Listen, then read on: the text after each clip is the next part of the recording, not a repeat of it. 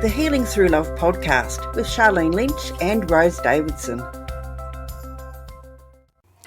As victims of abuse, we develop dialogue which in turn becomes our scripts for life.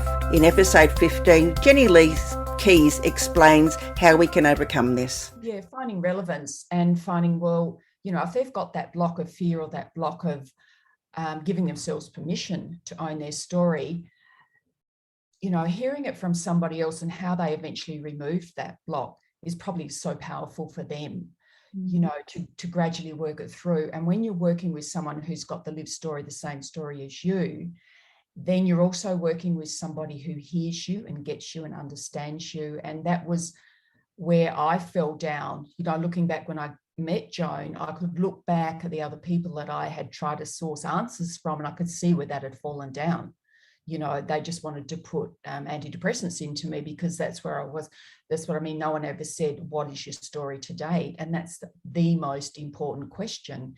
If your counsellor doesn't ask you what your story is and pull out those story elements that create disturbance when you recall them, then you're not with the right person. Because it's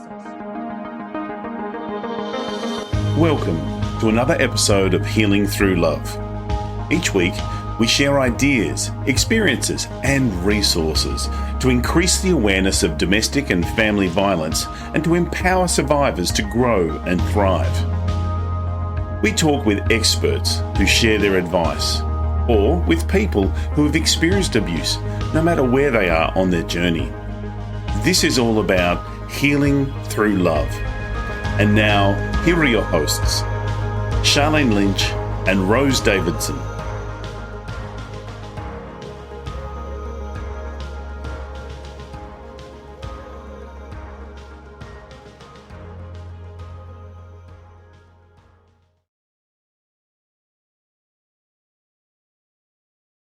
Hello and welcome to the Healing Through Love podcast. I'm your host, Sharlene Lynch from sharlenelynch.com. Healing Through Love is a social enterprise whose vision is to shift awareness on domestic and family violence within the community and support survivors. Our mission is to provide family and domestic violence survivors with a soft place to land by offering advice and services available to them and their families. We interview experts and survivors who have their own stories to share and offer advice and experience, no matter where you are on your journey. As well as the Healing Through Love podcast, we have annual days here in Adelaide and also soon to be Tasmania for survivors of family and domestic violence. Local businesses come together to pay it forward by providing services and resources for the day and give survivors a much needed deserved day of indulgence. Think day spa. Today we've got a very special guest, Keez. She's a survivor of 9 years lived experience with anorexia nervosa and many other enduring challenges like migraines, OCD, chronic fatigue. The list goes on. And yet she's here today to stand up and tell her story and how she got through and how she's making impact for others who are on their journey of family and domestic violence. Without any further ado, welcome Keez. Hello, how are you, JL? I'm great, Sharlene. Thank you for a wonderful introduction. And it's really great to be back on your show again. And I'm looking forward to the conversation that we're about to engage in. Yeah, I always love sharing your proximity. You've got such a beautiful, gentle, assuring frequency. It just makes me feel good. So it's great to have you here. Now, Jenny, you've been busy doing lots of things in the wee while. So can you maybe tell us where you've been doing, what you've been up to in your business? Yes, I'd love to share that with you. Like a lot of us, the last 2 years have been quite challenging. But in amongst all of that, I guess, I've continued to try and build my business, Keez Anorexia Unlocked, and learning a lot of aspects of what to do to achieve that outcome. Last year, I was very, very lucky and fortunate that Alicia Young, an award-winning Amazon author, actually saw my book and picked it up, the first book that I've written, Anorexia Unlocked, Understanding Your Story Through Mine. And together, we actually redid that book over the last 12 months and relaunched it at the beginning of this year to make it a better quality product. And I'm so grateful for her walking into my life because I've learned a lot about how to present my myself better and my story through words so that people can appreciate and understand and perhaps connect to my story, connect their story to mine and learn a lot more about themselves through that. In addition to that, I wrote my second book and my third book. And the second one is Recovery and All That Jazz, Mental Illness, Life Events and True Understanding. And the third one, which is just pure, I'll go back to the second one. The second one was one that I was encouraged to write again because as well as just straight writing, I love to do a lot of verse. I'll get a line and next thing a whole verse is written. And I had about 100 written down. So someone suggested to me, why don't you write another book? And this time put your poetry in or your verse in, and then explain what those words meant for you and what a reader might be able to learn and gain from those words themselves. So that book came to fruition at the beginning of this year, Recovery and All That Jazz, Mental Illness, Life Events and True Understanding. And then I still had about 100 poems left because in January I sat down and wrote another 100. And so my third book, Echoes from My Heart, My Words Gifted to You to Comfort, Guide and Inspire, is also on its way, and both of those will be launched prior to Christmas, depending on my Canadian formatter, who's always very busy but does a brilliant job. So they've been my main focus, and also adding into my business or my offerings for clients is Zoom webinars and setting up the program that would support that one-on-one personal engagement with me. And I decided to do that because I was very, very aware that the proximity of quality people to help people when they're suffering can sometimes be a bit of a deal breaker. And there are a lot of people that live away from, the medical help that they deserve to have.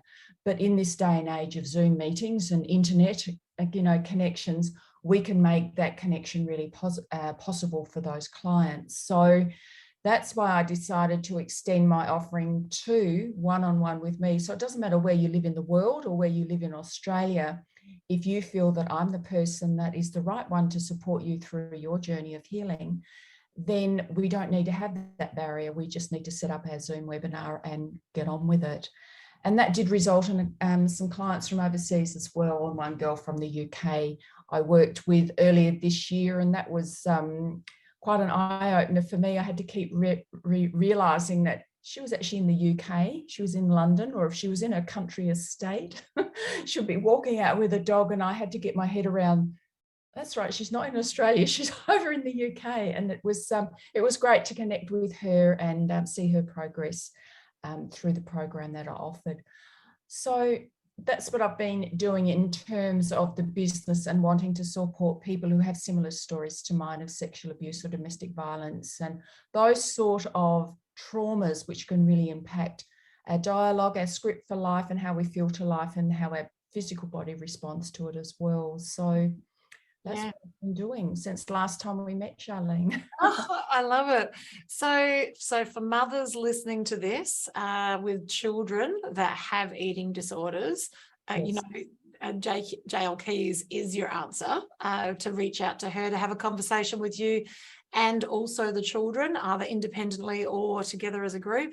Yes, and if you're further down the track and you yourself have got challenges in and around family and domestic violence, it doesn't necessarily need to be presenting as an eating disorder, but if that's your challenge, then reach out to JL and see how she can help.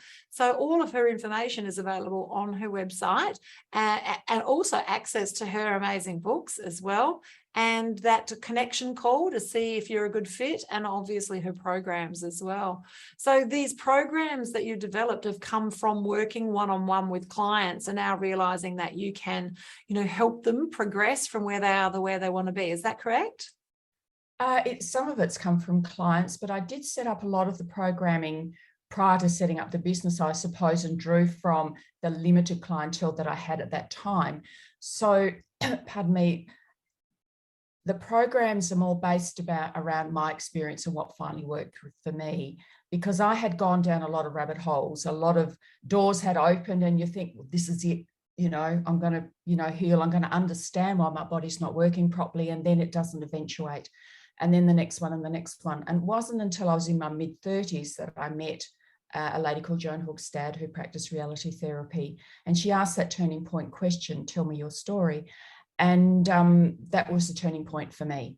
You know, no one had ever suggested that my story might hold the clues and therefore the solutions as to why I was suffering and why I had an eating disorder and why I had suicidal depression and OCD and all of those other manifestations. So the acknowledgement of my story is also filtered throughout the program. And I did that hopefully so as people go through and do the programs and learn what needs to be acknowledged in a program of healing, they've also got a bit of my story to go, oh, okay, so hopefully that, yeah, I do that too. And oh, heck, so that's related, or also I'm not silly. That is a part of what we experience, because this is what J.L. Keez experienced, and she's now sharing that, you know, that was all tied in together with her journey.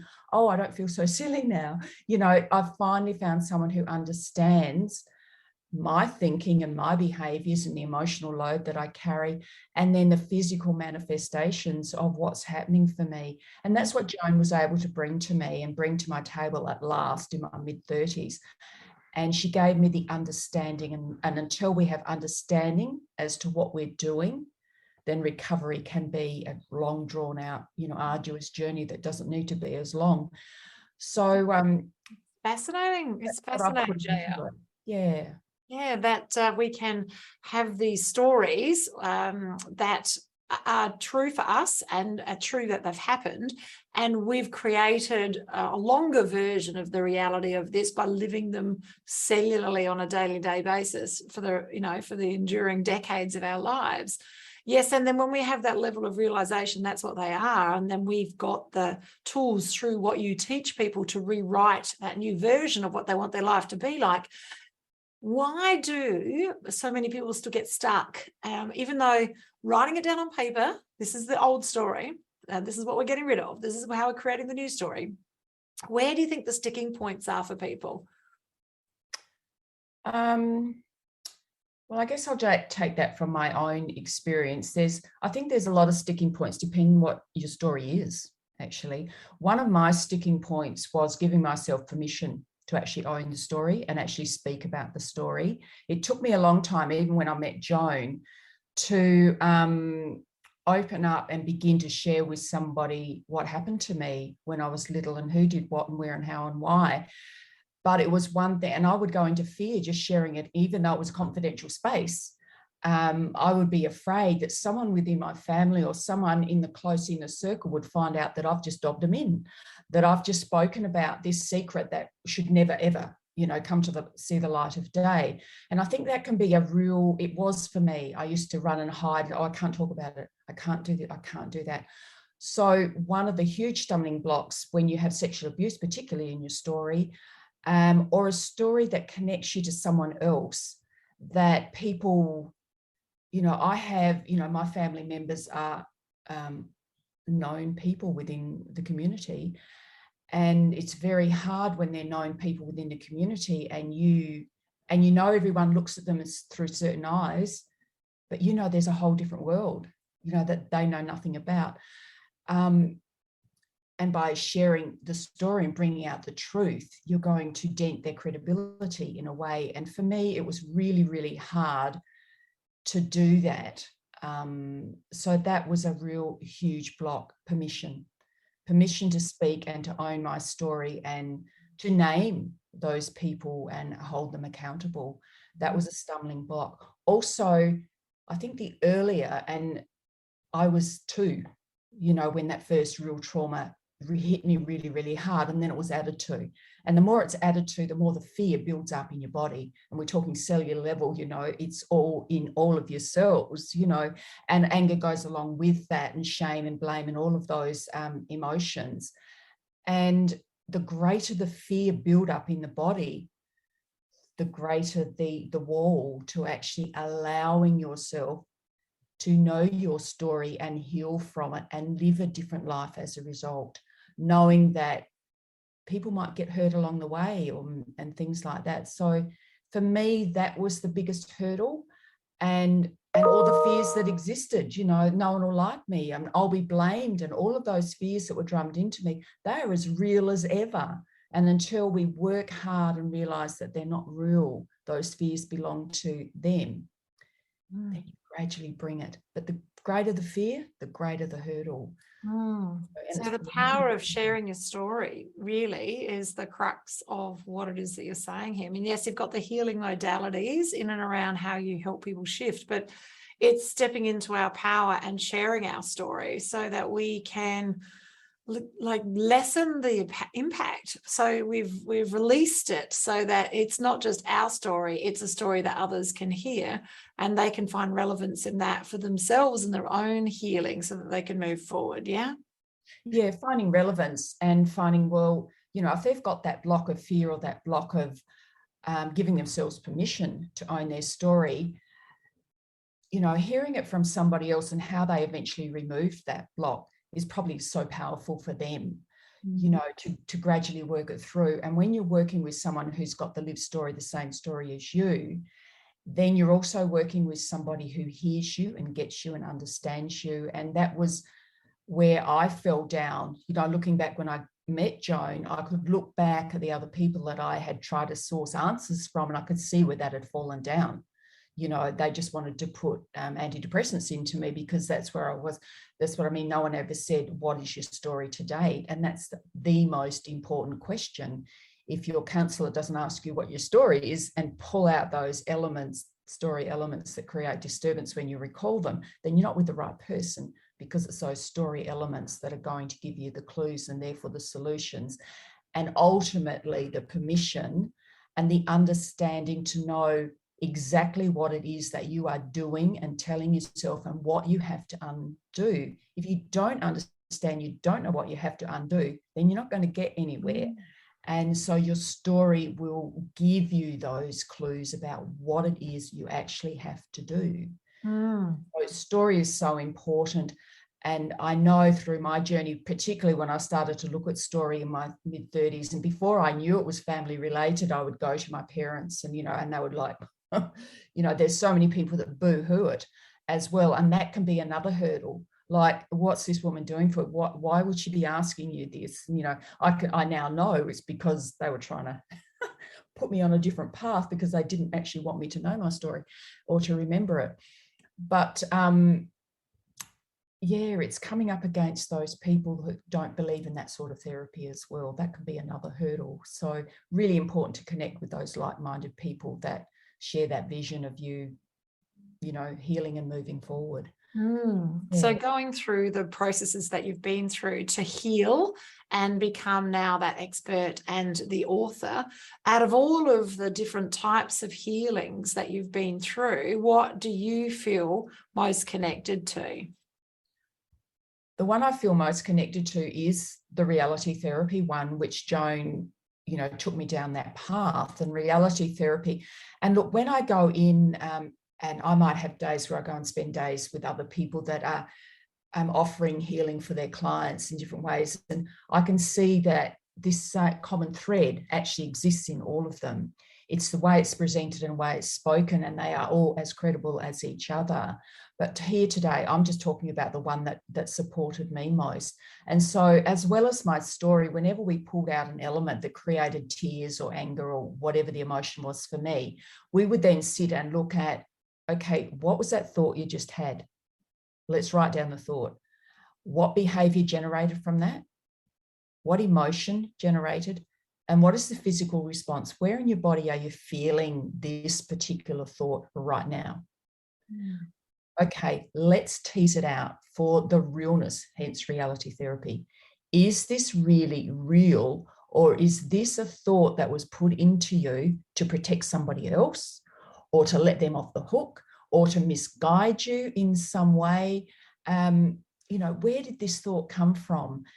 And then as you go through that process of looking at these thoughts that I was using to filter and perceive life by, I gradually was able to change them into what is actually real for the world. I had a lot of misguided thinking there, from the upbringing, the very controlling upbringing that I had, and the fear-driven upbringing. I was born into a fear-driven life, and everyone around me was fear-driven. So again, giving myself permission to step out and be different to the family dialogue, I suppose, as well.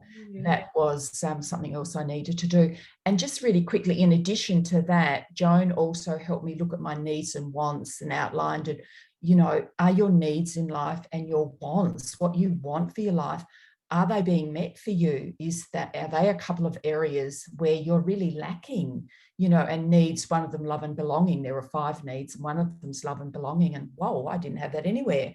So unless your needs and wants are being met at your level, then, you know, you're in for a bit of trouble as well. And the other 2 areas were beliefs and values. You know, what are your beliefs for life? What are your values for life moving forward? And are you actually living your beliefs and values, or are you trying so hard to live someone else's beliefs and values that you're just stuffing yourself up in the process? And I discovered that I had a lot of work to do in those areas. And then, and I know I said the beliefs and values were the last one, but the last one, the biggest one, the hugest, I know that's not, you know, in the English language, but the hugest one is our relationships. You know, our relationships hold keys. And once I began to venture down that road and explore the relationship I had with my father, with my mother, and other people along the way that came into my life, you know, the tears just flowed. And so we had to sort out, now hang on, what's going on here that you're putting up walls to these people, that you're crying, that you're feeling angry at them, that you're shutting down at times and you feel like you can't speak. You know, what did you learn through these relationships, and how are they still controlling your life moving forward? Do we need to do some work? And therefore, do we keep these people in our life if we want to? What does that look like moving forward? Or do we need to eliminate because it's really too toxic? So there's a whole lot of a whole new area then, once we get into relationships, to have a look at that impact on your story presently and then moving forward as well. So there's a lot of different areas, but they all connect and come together eventually. It is so true. I know the power of telling the story, whether they want to hear it or not, whether the family wants to hear it or friends want to hear it. I understand telling the story. I liken it for me, once the stories were told, that it was like turning on the light. So the things in the room, that in the dark room that scared you, that could have been absolutely anything, and in our mind made it much more than it was, that when told the story, it literally turned the light on and shone a light into the corners and the recesses, and it showed, you know, what was true. And it really enabled me to step into my power, just simply telling the stories. It didn't necessarily make other people comfortable, and that's okay. Change does meet resistance, and you've found this yourself, JL, that, you know, the proximity that we keep when we're going through process is not necessarily the proximity we keep at the end of the process or as we continue the process, because we're all still a work in process. It's so true. I love it. Can you tell us a little bit more about your work that you do as far as the programs that you run? Because many of our listeners would be interested in that. Okay. Yeah, I get with the programs that I run, I do have an outline. With the Zoom one, I have a 10-week program that I have created, and that's sort of a guideline, a thread running through the back. And I guess I've set it up that way because I want to be able to bring into my sessions, you know, all the important areas that I found important to me, and I don't want to leave them out. However, once we start, I quite often find that the journey goes out this way, and then it might come back in again, and then it goes out the other way, and then it comes in. And it's very, very much client-based. Once we establish that rapport and that trust is there for us, then sometimes that actually goes out the window. I start at the very beginning by looking at the story. You know, I want them, and I don't want to feed them. I want them to tell me their story, and I want them to be able to work out for themselves which elements of their story is their eating disorder or their discomfort, however it's presenting in their body at the moment. How does the story link to that discomfort that they're currently experiencing. And then, you know, in the first session, look, the first session is always free, you know, to get to know me, to understand, look, is this lady somebody that I feel comfortable working with? And then you go away and you have a think about it, and then you come back. And I do send that 10-week program out so they have an idea of, you know, the sort of things I'll be looking at. But in the first session, then once a client says, yep, want to go ahead with you, the first thing we do is, okay, look at the story. I want to understand you. I want to know who you are and who you're presenting to me at the moment. And so, you know, I'll be at this end writing down all those notes. And then I throw it back to them. Right, you have identified A, B, C, and D. Which one do you think is the most important starting point for you? Where would you like to start? And this can be quite a challenge as well. So I do encourage them to start with the smallest one, the one that they feel that they can navigate through and have success perhaps quickly, or it's not as scary as the others. They're not going to start at the top end of their fears, because that would just negate the whole thing. And then what they make a decision. Okay, then we'll talk about it, and we'll look at what I said before, the thought attached, the behavior, the emotion, the physical response, and all of that. And then look at, okay, if this is how you're living it at the moment and it's having this negative effect, how could we change the thought? You know, what could you do differently? And how would that impact those other 3 areas moving forward? And then between this session and the next session, are you ready to put that into place? If so, how would you like to do it? It's very much client-based. I want them right from the get-go to be in control of their healing journey, but guided by me as to what we need to be discussing and acknowledging in that healing journey. And then, you know, and then along the way, once we build that up and they get into the process of, they know, yep, we're going to look at thought, we're going to look at this, and, you know, it just rattles off the back, and they can begin to identify and open up their world and begin to understand it. Then you'll bring in those other parameters, needs and wants, beliefs and values. Where do they really come from? And then gradually, and that's dependent on the client and the story that they bring to the table. When do you bring relationship acknowledgement into the process? And sometimes they can bring it in quite quickly. For me, it was because my sexual abuse wasn't only in the family, I had a range of people. It was the outside members that were acknowledged first before the family members come on board, or before I remembered all of that and gave myself permission to talk about it. So, you know, we then start to look at the impacting relationships, and there's a lot of exercises to do around that. I know one of the most empowering one amongst a lot of them, and it's coming to mind now, so I guess that's the one that I share, is Joan encouraged me to, because I was still in the mindset at 37 when I met her that I had to be this tall, gorgeous, leggy blonde with the hourglass figure and everything like that to be accepted. And I was still stuck in that, you know, and it was like, right, I want you to go to Marion Shopping Centre. You'll know that, Sharlene, here in Adelaide. And I want you to just stand there, and I just want you to watch people. Like, don't like make it obvious, but, you know, watch people. Have a look at the relationships that walk past you. Have a look at, sorry, my light's just gone. I'll get it back on as I'm talking. Have a look at the males and females together. What are their body shapes? What are they doing? What is the color of their hair? What, you know, and from that process, sorry, I lost my train of thought, but from that process, you know, I acknowledged, hang on, he's a really good looking dude. And, you know, me back then being the highly critical person I was, it's like, what is he doing with her? You know, because that was my belief system. You know, you had to be good looking to be accepted. You had to be this and you had to be that.